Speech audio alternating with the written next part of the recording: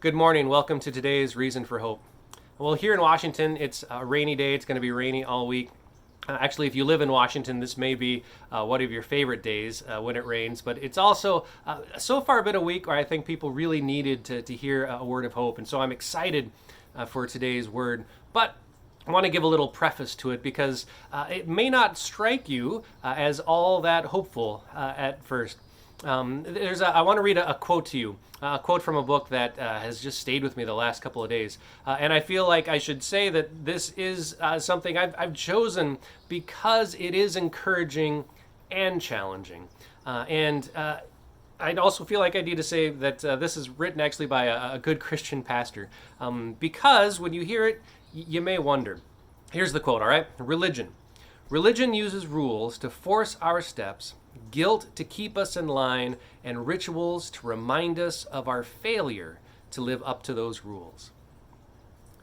I don't know if that strikes you as encouraging upon first listen, but it did and it didn't for me. Of course, it wasn't terribly encouraging to think of those of us who are professional religious people doing that, even though I know that I certainly have. But when you stop to think about it, when you stop to reflect on it, the reality is it is incredibly encouraging. Because God didn't send a religion into the world, God sent his Son into the world. And that's the good news, the message of hope for us to hear on this day. The story of Easter is that Jesus comes into the world as God himself to love and to forgive and to change the world for good. It is an incredible, incredible story.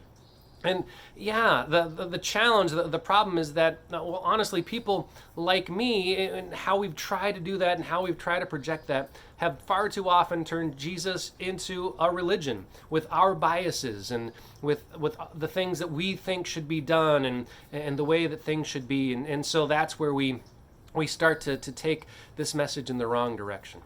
And I guess I've just been encouraged by this message to remember what it's all about.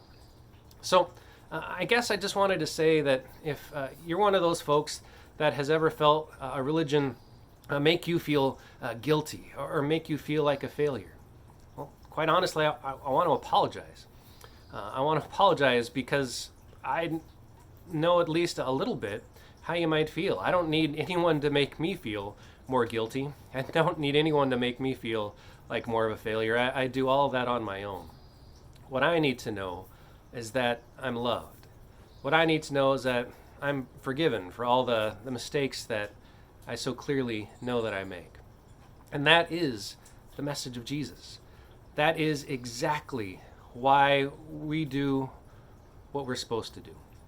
So, on this day, I hope that you hear a true message of hope that, in spite of what we in the religious world have far often done, hear the message of Jesus and what he does for you. He loves you. He forgives you. He wants you to be part of his family forever and ever. And that, for me, and I hope for you, is a real message of hope on this day.